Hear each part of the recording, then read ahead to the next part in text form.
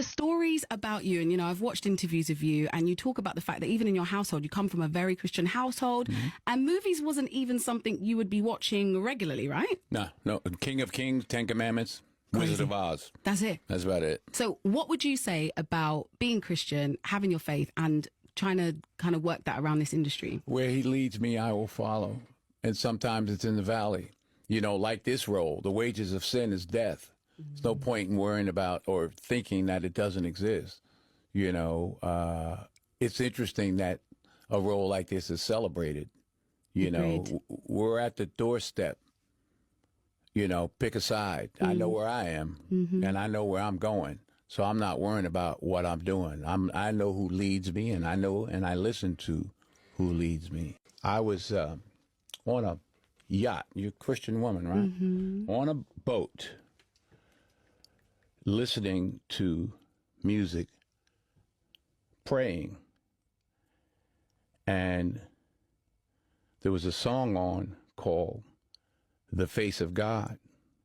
And I said, Lord, in my prayer, I said, Lord, everybody's singing about the face of God. They can see your face, and I want to see your face. And while I was saying, I want to see your face, I heard, turn to your left. I turned to my left. I picked up on my phone, and I went, shh. I didn't turn to my left and look around. I just heard, turn to your left. What was the picture? Oh, my. That's breathtaking. Sorry, guys, for those that you can't see, it is literally a blue sky, and it looks like wings. Well, and the face. It looks like a nose. There's a to nose. Me, It was the eyes. Hang on. And he's smiling. Oh my! That is there's a nose, there's lips, and is he wearing shades? Well, it's good wearing the shades. Bible says we will see like through a mirror darkly, but then face to face. So now it says we will see like through a mirror darkly, but then face to face. Now, what you don't realize looking at that is that it seemed to be about a mile wide. Yeah, because it was huge. massive. You could see the edge of the boat. You see the rail of the boat. Yeah, on the oh, okay, that's massive. Yeah. So some people say, "Oh, it's just some clouds." No. My point being, while I was asking, wow, that's what I heard. While I was asking, I said, Lord, I want to turn to your left. I went. I love, first of all, I love that you had your phone. Second of all, I love that looks like shades and a smirk to me. And a nose. And a nose. And I always say this about when I'm praying or if I'm having to be conversations with God, that God's got banter. I say he's got bants for days. I will be having a giggle and my son will be like, what are you talking about? I'll be like, no, God's got bants. He's got bants. Thank you for sharing that. I appreciate it. Wow, what a picture. Okay, I want to talk to you about your role as, you're like a big brother and a father figure outside of your family, obviously. And, there was a story that I'd read about what you'd done for Chadwick Boseman and, that he couldn't afford to attend academy school. And you are so important. We've seen that. We've seen you, in that moment with Will Smith, and you go to talk to him. How important is that for you? And did you have that when you started? I love helping people. Nothing I love more. I love helping people. I've always been that way. The first part of your life you learn. The second part you earn. Sorry, where's that part? Is it the third 30? part? 40? You return. Okay. You give back. And you return, or up or down, or but you return. So you're all still in the learning and slash When's earning. the earning start, man? Yeah, see, that means you're still in the learning. No, I'm in the and earning. today's a good day to learn a few things.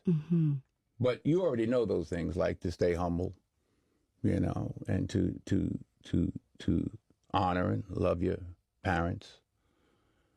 Try to leave the world better than you found it. The movies are the least of what I do. It's not that important to me. I'll show you something else. When I was I had flunked out of college, and I was in my mother's beauty parlor, and a woman was looking in the mirror. Every time I looked up, she was looking at me, and she said, "Miss Washington, give me a pen and a piece of paper." She said, "Boy," she says, she's having a prophecy. She said, "Boy, you're going to travel the world and preach to millions of people." If you see this, it says 1975. I've had that. I took a picture of it. It was an envelope my mother wrote it on, and I kept the envelope, and it got so raggedy, I just took a picture of it. And Miss Ruth, is that her name? Her name was Miss Ruth Green. So she said, you're going to travel the world and preach to millions of people. And I'm thinking like, oh, I flunked out of college, you know. How am I going to do that? Yeah. Am I even going to get back in college? 1975? Yeah. So when the woman left, I asked my mother, I said, Ma, who is that? She said, it's Miss Ruth Green. She's one of the oldest members of the church in town, and she's known to have the gift of prophecy. And I remember thinking, I wonder if she can prophesy about me getting back in school. Yeah. She didn't say anything about being famous or becoming an actor or any of that. That was March 27th. That summer, I started acting. That fall. And, well, the rest is history, but that's not what I was put here to do. What we've been talking about is what I've been put here to do. That was the platform which she prophesied. Now, someone can say, oh, that's just a coincidence. That's a coincidence. What I saw in the sky is a coincidence. Where I am in life is a coincidence. And I'm not talking about the fame because that's not important to me, you know. People have heard me say you'll never see a U-Haul behind a hearse. You can't take it with you. But, young people, you can leave it here. Your gifts, your knowledge, your example. You know, you guys have a great opportunity.